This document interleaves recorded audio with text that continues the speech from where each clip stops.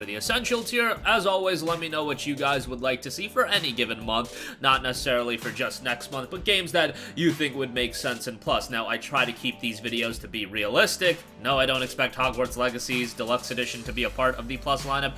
You guys know the deal, but I think February is potentially a pretty interesting month because I think they could take the opportunity to add a game to Plus that would also be VR2 compatible, whether it be a VR2 upgrade or a game that is getting VR support.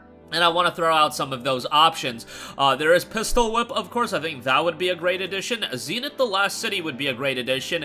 But if Sony would like to, and I'm sure they'd have to fork over a pretty penny to get the game as a part of the Plus library, but I think it would be a great addition. I think people that are getting a VR headset would be incredibly satisfied. And not only that, even people without a VR headset would be satisfied.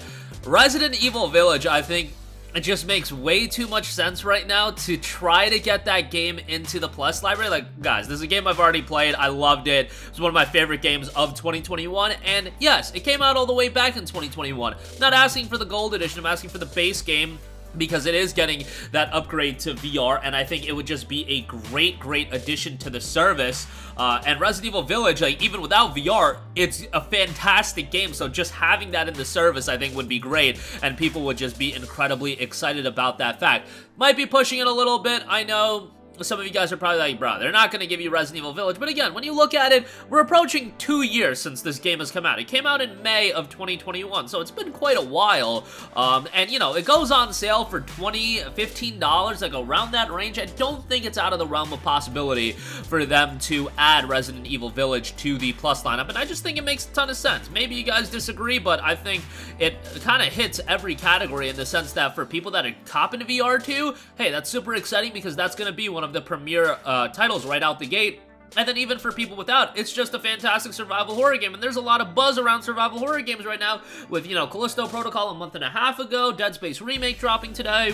It just makes a lot of sense with all the attention around that. And, you know, it's a great game. So I think it just makes too much sense for Village to be in the Plus lineup. But if not that, I think it makes a lot of sense for something VR2 related to be a part of the lineup. And in the case of Zenith the Last City and Pistol Whip, they are also playable on VR, the original headset, so you can go right into that. I'm not expecting something like Horizon Call of the Mountain, of course. That's a brand new release, and, you know, that's not realistic, but, you know, an older title or a Resident Evil Village, just think that makes a lot of sense, so that's my 2 cents on that. Okay, so outside of that, those titles accentuating VR dropping, got some other games to note. Nier Automata, think this is a really good addition that could happen. Look, Nier Automata came out almost 6 years ago. Yes, come March, Nier Automata will be 6 years old, which is kind of crazy to think about, but this is also a franchise that's in the news cycle right now, given that the Nier Automata anime is airing right now. I'm not saying it's at the level of, let's say, Last of Us on HBO. Look, the Nier Automata anime is not getting that much buzz, but there is a little bit of a connect there. And doesn't Sony, like, own Crunchyroll now? So it just makes a lot of sense for them to work out a deal with Square Enix to get the video game on PlayStation Plus. And, you know, Sony and Square have always had a pretty strong relationship. Nier Automata did start off as a PlayStation 4 exclusive. And also, it's a fantastic game that at this point, the people that have wanted to play it have played it, but it is such a zany game, and, you know, maybe not for everybody, that if it's a Plus title, it might push some people that otherwise wouldn't have played to finally check it out for the first time. And then also might be a good connection to the anime that is airing right now. Obviously, this is a game with a tremendous soundtrack, and I think anybody would be satisfied with seeing this game in the lineup. It's one of those games that I think, even if you own the game and you see it as a part of the lineup, you're like, alright, it's Nier Automata. I can be happy for the people that are playing it for the first time. So definitely, I think that would be a quality addition to the service. Also want to give a shout to the Talos Principle Deluxe Edition. This is a puzzle game that, you know, I'm not big on puzzle games, but I love this game's style, its presentation, and the puzzles, they weren't too difficult, but at the same time, they were rewarding enough, and I thought it tackled some pretty interesting themes, artificial intelligence and all that stuff. a pretty good puzzle game that I think even those people that aren't big on puzzle games like me will end up enjoying it. Visually, this is a game that also holds up really strongly, so would love to see that as a part of the Plus lineup. Next up, Dishonored 2. Yes, I know, this is a Bethesda-published game. Is Bethesda gonna be, you know, wanting to put their games on Plus? I don't think that's a big issue. It seems like those relations are perfectly fine. I mean, Ghostwire Tokyo ended up being a timed exclusive, Deathloop ended up being a timed exclusive, and wasn't that right around the time where that agreement was, that, you know, acquisition was happening. Nonetheless, I think, you know, Microsoft is pretty open in, letting Bethesda do what they want, and if you can get a deal that gets Dishonored 2, a game from 2016, on Plus, why not do it? Dishonored 1 was available on Plus a while ago, and you guys know me, like, I would constantly recommend Dishonored. Dishonored 1 is on sale right now for like $6 on the PlayStation Store. Go pick that up if you haven't played it, but yeah, Dishonored 2, I think, is the stronger game. You have 2 playable main characters, visually holds up pretty well. Unfortunately, no upgrade, but so, you know, take that for what it is, but still, overall, a really solid game, and definitely would be a worthwhile addition to Plus. And it's not like this is a super expensive game anymore. It's north of 6 years old, so yeah, would be a nice addition. Next up, I think It Takes Two would be a great addition to the Plus lineup. This is a game that is definitely accentuated by its co-op play, so what better way to get people playing it than through PlayStation Plus, where they just get it and they can jump in with a friend. Obviously, it is a game that is available with EA Play. I'm not big on having titles that are available in other subscription services, but they just offered Star Wars Jedi Fallen Order. It seems like people were super satisfied by that, even though it's available in EA Play.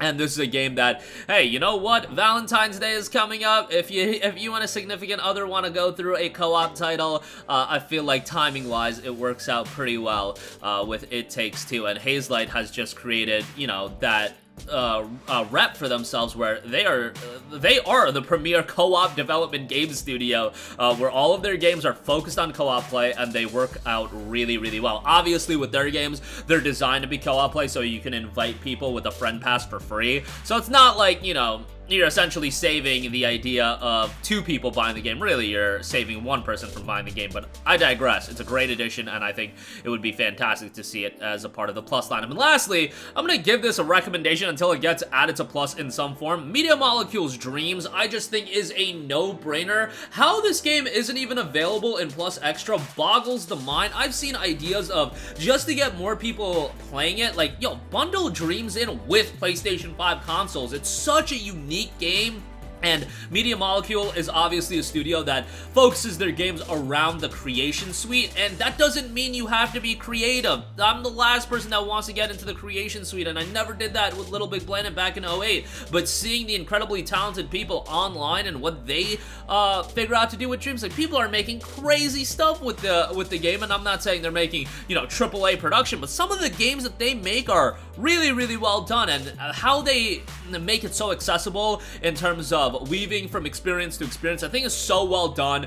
The game does go on sale all the time, but it's also a game that came out back in like 2018, 2019, so why not just offer it as a Plus game? By the way, it came out in 2020. So, timing-wise, I'm a little off, but nonetheless, it released at $39.99. It's now $19.99. I think adding it to Plus would make all the sense in the world. So, I think that's a no-brainer. At some point, that does definitely need to happen. But that is going to do it for me. I think this roster of games, you know, we're not going to get all of them, but I just threw out some options that I think, you know, timing-wise works out really well. Nier Automata with the anime running right now.